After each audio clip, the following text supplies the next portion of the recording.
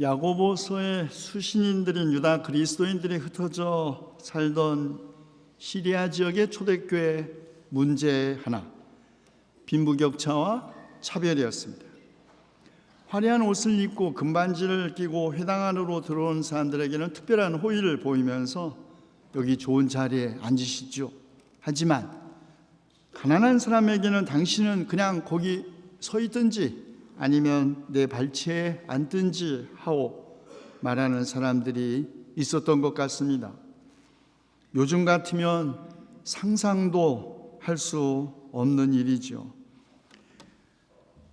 모든 사람이 평등한 하나님의 자녀이고 모든 사람을 사랑하시는 하나님의 집 안에서 어떤 이유로도 사람에 대한 차별이 있을 수 없습니다. 빈부만이 아니라 인종과 성, 신분과 계급, 종교도 그 차별의 이유가 될 수 없죠. 그런데 우리를 놀라게 하는 것은 야고보서 기자가 하나님께서는 세상의 가난한 사람들을 택하셔서 믿음에 부요한 사람이 되게 하시고 하나님을 사랑하는 이들에게 약속하신 그 나라의 상속자가 되게 하셨다는 것입니다. 가난은 현실인데 어쩌면 그 어떤 현실보다도 우리를 더 아프게 하고 참으로 견디기 어렵게 하는 현실인데 그런 가난한 사람들을 택하셔서 물질적으로 부요한 사람이 되게 하기 위한 것이 아니라 믿음에 부요한 사람이 되게 하시려 한다는 것은 도대체 무슨 뜻일까요? 이것은 자칫 종교는 민중의 아편이라는 막스의 주장을 반증하는 것으로 오해받을 수 있는 말이 아닐까요? 아니면 믿음에 부요해지면 현실적인 가난의 문제도 자동적으로 해결된다는 말일까요? 또 가난한 사람들을 하나님께서 약속하신 나라의 상속자가 되게 하셨다는 것은 무슨 뜻일까요? 가난한 사람들에게 약속하신 그 나라가 어떤 나라이고 그 나라의 상속자가 된다는 것은 어떤 사람이 된다는 말일까요? 이것은 가난 혹은 가난한 사람을 지나치게 이상화한 것이 아닐까요? 그런데 야고보서에는 또 다른 한편으로 부자들에 대한 종말론적인 경고가 있습니다. 그들은 풀의 꽃과 같이 사라질 것인데 해가 떠서 뜨거운 열을 뿜으면 풀은 마르고 꽃은 떨어져서 그 아름다운 모습은 사라지듯이 부자들 자기 일에 몰두하는 동안에 시들어 버린다고 하면서 여러분의 금과 은은 녹이 슬었으니 그 녹은 장차 여러분을 고발할 증거가 될 것이요 불과 같이 여러분의 살을 먹을 것입니다 라고 경고합니다. 야고보서 저자가 멸망을 경고한 부자는 세상 마지막 날에도 재물을 쌓은 사람, 노동자들의 품삯을 가로챈 주인, 이 땅 위에서 사치와 쾌락을 누린 사람, 의인을 정죄하고 죽인 사람이라고 야고보서는 구체적으로 지정합니다. 그런데 이런 야고보의 태도는 마치 부자는 하나님 나라의 상속자가 될 수 없다는 것처럼 들립니다. 과연 야고보서 저자의 의도가 그런 것일까요? 가난을 이상화하고 부를 규탄하는 것이 야고보서의 뜻일까요? 우리는 먼저 야고보서가 가난한 사람을 하나님 나라의 상속자로 규정하고 부자들의 멸망을 경고하고 있기는 하지만 결코 부의 정의로운 분배를 겨냥하는 어떤 사회개혁 혹은 사회혁명적 열망이나 그를 위한 구체적인 계획을 제시하지 않고 있다는 점을 주목할 필요가 있습니다. 야고보서 저자는 가난한 사람이 하나님 나라의 상속자가 된다는 것을 가난한 사람이 벼락부자가 되는 것으로 이해하고 있지 않습니다. 마찬가지로 부자가 폭삭 망하는 것이 정의라고도 생각하지 않습니다. 야고보서 저자는 부와 가난을 전혀 다른 시각에서, 다시 말해 물질 소유의 유무의 문제가 아니라 예배 공동체 안에서 이해하고 있는 것입니다. 사람은 부유할 수도 가난할 수도 있습니다. 중요한 것은 예배 공동체 안에서 부자와 가난한 자가 구별되고 가난한 사람이 차별을 받아서는 안 된다는 것이죠. 야고보서 저자는 예배 공동체 안에 있을 수 있는, 아니 이미 있는 사회적 계층적 갈등을 가난한 사람들에게는 그들이 하나님의 나라의 상속자가 되라는 의식을 갖게 함으로써, 부유한 사람들에게는 회개를 촉구함으로써 가난한 사람과 부유한 사람의 사회적 계층 간의 갈등을 해소하여 가난한 사람과 부유한 사람 사이에 새로운 공동체적 관계를 만들려고 했던 것입니다. 어떻게 새로운 공동체적 관계를 만들 수 있을까요? 야고보서 저자는 비천한 신도는 자기가 높아지게 된 것을 자랑하고 부자는 자기가 낮아지게 된 것을 자랑함으로써 그 일이 가능하다는 것입니다. 비천한 사람, 가난한 사람이 어떻게 믿음에 부유한 사람이 될 수 있을까요? 아니, 가난한 사람은 이미 믿음에 부유한 사람입니다. 왜냐하면 가난한 사람은 이 지상에서 하나님 외에는 의지할 사람이 없기에, 가난한 사람은 비록 물질적으로는 풍요롭지 않지만 믿음에 부유한 사람이라는 것이죠. 그러면 부자는 어떻게 높아질 수 있을까요? 부자는 모든 육체는 풀이요 그의 모든 아름다움은 들의 꽃과 같을 뿐, 주님께서 그 위에 입김을 부시면 풀은 마르고 꽃은 시든다. 깨달음에서 오는 겸손으로 높아집니다. 그래서 가난한 사람은 믿음을, 부자는 겸손을 자랑하라고 한 것이죠. 우리가 모두 잘 아는 것처럼 예수님의 하나님 나라 운동의 중심에도 가난한 사람들이 있습니다. 예수님은 너희 가난한 사람들은 복이 있다. 하나님의 나라가 너희의 것이다라고 말씀하셨습니다. 그러나 가난 자체는 복이 아닙니다. 가난한 사람이 복이 있다고 말씀하신 것, 그들이 부자가 될 것이기 때문이 아니라, 아니면 하늘나라에서 부자가 될 것이기 때문이 아니라, 하늘나라가 이미 그들의 것이기 때문이라는 말입니다. 이 말씀도 마치 야고보서 저자의 말처럼 자칫 민중의 아편처럼 들릴 수 있습니다. 지상에서는 가난하지만 하늘에서는 큰 보상을 받게 될 것이라는 위로는 니체가 말한 이른바 노예의 도덕일 수도 있습니다.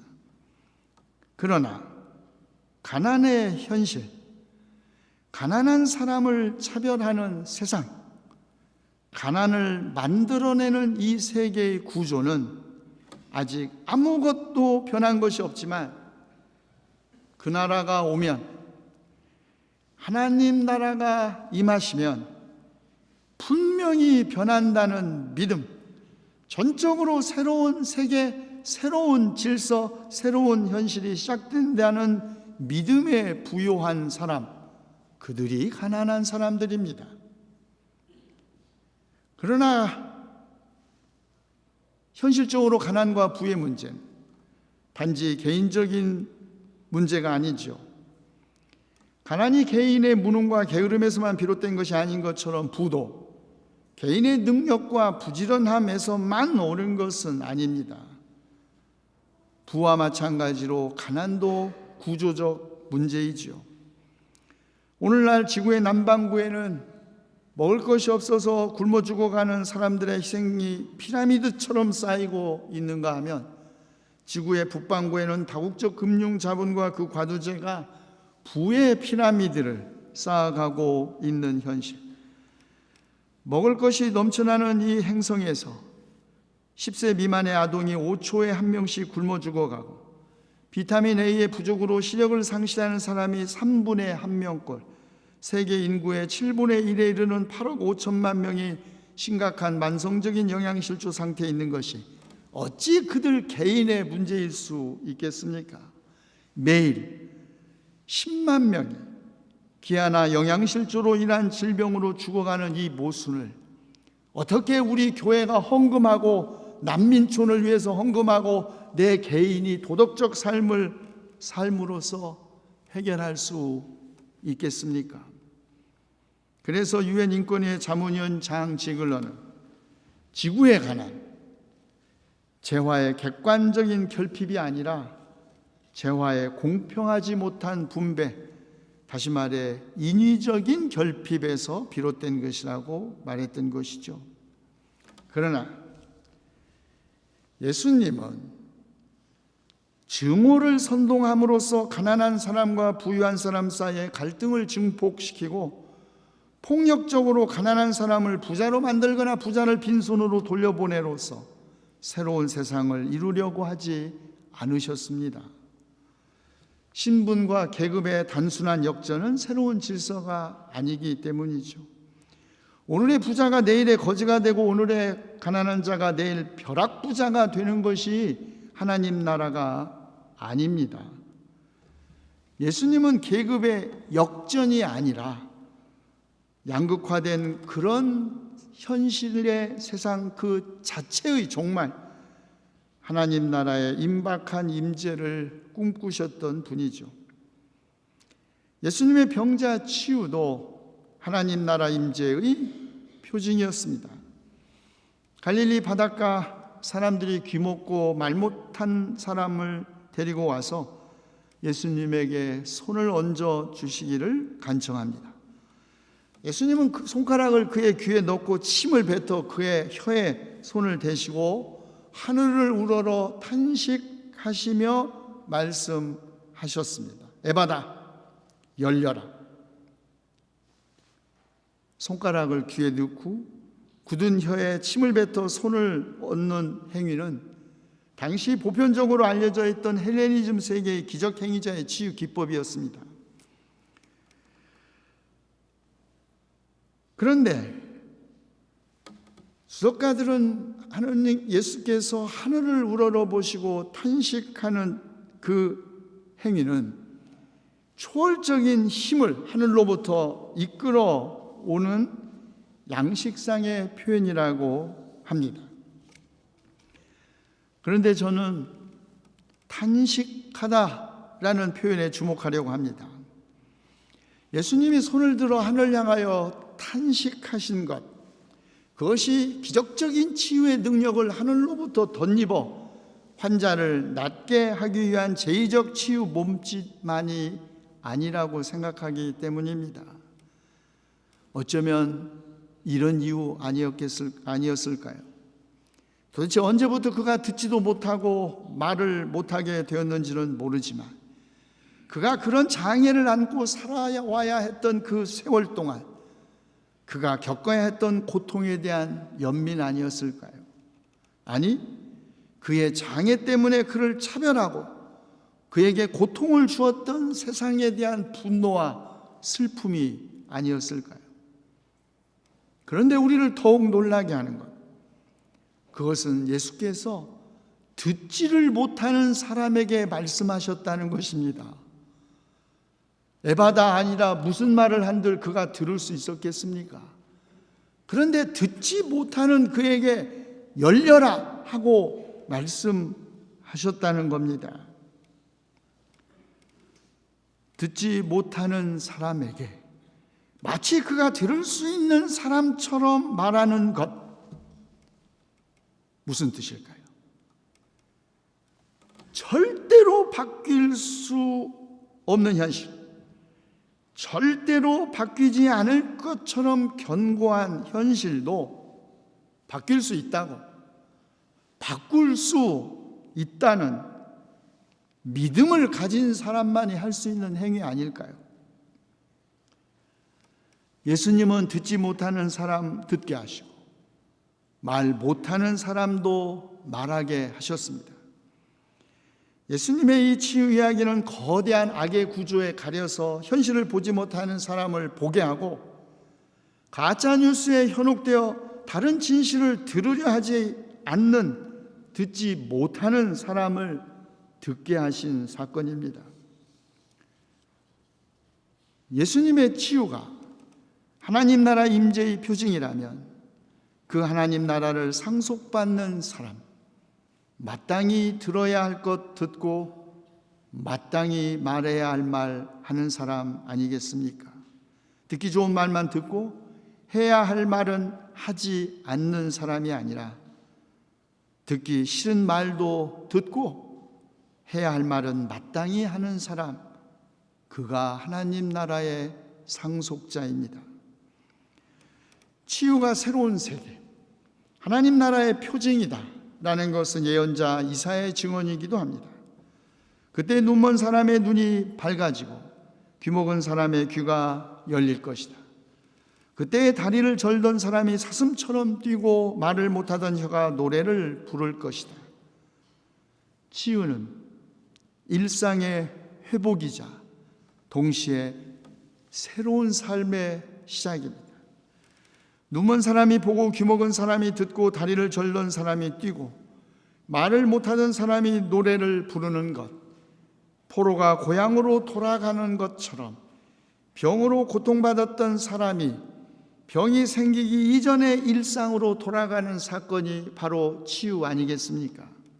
그러나 치유받은 사람의 삶은 병 나기 이전의 삶이 아닙니다. 그것은 전적으로 새로운 삶이죠. 새로워진 것은 개인만이 아닙니다. 변화된 개인에게 세계는 동시에 변화된 세계입니다. 그래서 이사야 예언자는 그때 광야에서 물이 솟겠고 사막에 시냇물이 흐를 것이다. 뜨겁게 타오르던 땅은 연못이 되고 메마른 땅은 물이 쏟아져 나오는 샘이 될 것이다. 승냥이 떼가 뒹굴며 살던 곳에는 풀 대신에 갈대와 왕골이 날 것이라고 노래했습니다. 예언자 이사야는 개인적 치유 사건을 생태계의 회복과 폭력 없는 세계 질서와 연결시킴으로써 하나님 나라의 상속자가 가야 할 거룩한 길이 어떤 길인지 보여주었습니다. 하나님 나라의 상속자, 구원받은 사람이 가야 할 거룩한 길, 무엇입니까? 우리 시대에 보지 못하는 사람들의 눈을 밝게 하고 듣지 못하는 사람들의 귀를 열고 걷지 못하는 사람 뛰게 하고 말 못하는 사람 입에 되어 함께 생태계를 회복하고 폭력 없는 세상 만드는 길입니다. 기도합시다. 하나님을 사랑하는 이들에게 약속하신 하나님의 나라의 상속자가 되게 하신 주님, 우리가 믿음에 부요한 사람이 되어 우리 가운데 아픈 사람들을 낫게 하고 주님께서 만드시고 기뻐하신 창조 세계를 함께 보존하고 폭력 없는 세상 함께 만들게 하시옵소서. 우리 주 예수 그리스도의 이름으로 기도하옵나이다.